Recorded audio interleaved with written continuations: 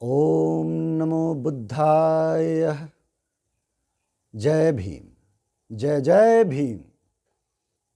मधु पासवान है भीम का दीवाना। मधु पासवान से बढ़कर इस हिंदुस्तान में भीम का कोई अनुयायी नहीं हो सकता है। और मेरे जितने भी पोस्ट हैं और जितने भी मेरे ये व्यंग होते हैं, तुम्हें लगता है क्या मैंने बाबा साहब के ऊपर व्यंग कसा है? ऐसा नहीं है। वीडियो ध्यान से देखो। हर वीडियो के बाद अंत में मैं बोलता हूं कि ऐसा नहीं हो सकता है, तुम वामपंथी से सावधान रहो। ये मेरा दावा है मेरे बंधु।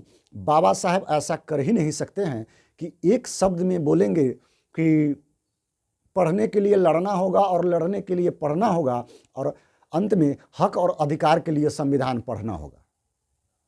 ऐसा कैसे हो सकता है?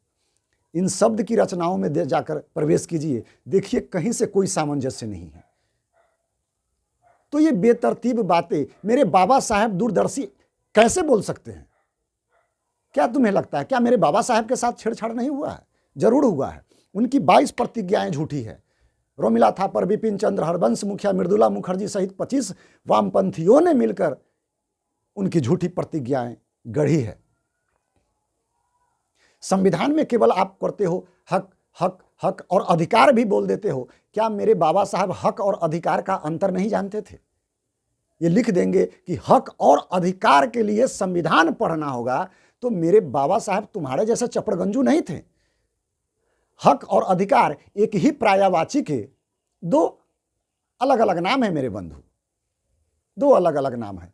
यदि हक का वर्णन होगा तो अधिकार उसके बाजू में नहीं हो सकता है, और अधिकार यदि होगा तो उसके बाजू में हक का कोई स्थान नहीं है। आप झूठ मूठ के बोलते हो आप, और आपके मुंह से शोभा भी नहीं देता है ओम नमो बुद्धाय। अफगानिस्तान में आतंकी अताताइयों ने महात्मा बुद्ध के मूर्ति तोड़े, उनके मंदिरों को ध्वस्त कर दिया।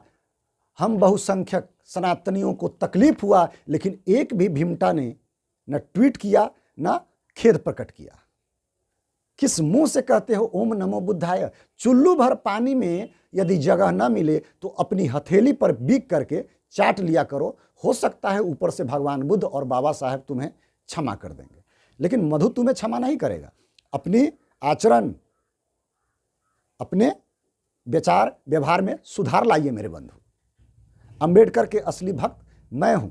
दलित बच्चियों का जब जब रेप हुआ है मुसलमानों के द्वारा, ऐसा नहीं है कि और उसके अलावा मुसलमानों के अलावा जितने लोग हैं उन्होंने कुछ नहीं किया है, ऐसा हुआ है।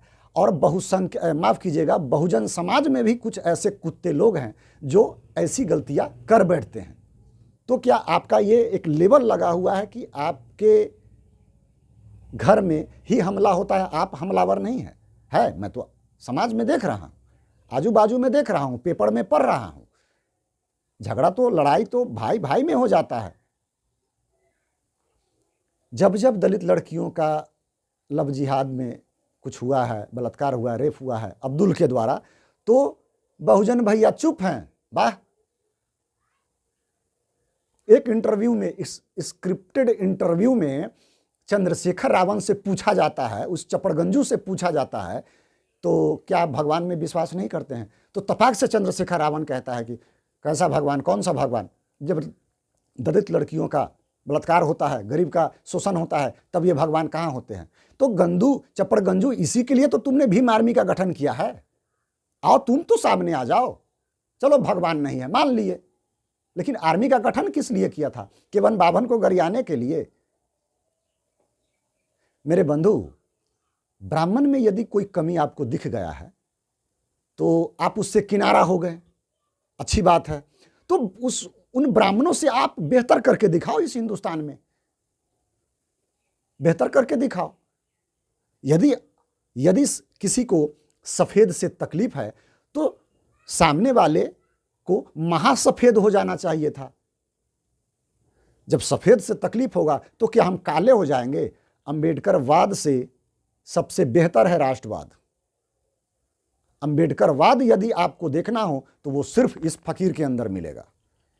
डिबेट में टकराइए। चैलेंज करता हूं मैं पूरे अंबेडकरवादी को कि अंबेडकर बाबा साहेब भीमराव को तुम सब ने जूता मारा है, सिर्फ मैंने सम्मान किया है। मेरे दो मोबाइल नंबर तैर रहे हैं इस सोशल मीडिया पर, टकराओ कभी हमसे, संवाद करो, संवाद प्रिय लोग हैं हमसे, लेकिन ग्लूकोज थोड़ा पी लेना। जी मेरे बंधु, चूंकि ब्लड प्रेशर कहीं काम करना ना बंद कर दे। मधु के साथ जय हिंद, ओम नमो बुद्धाय, जय भीम।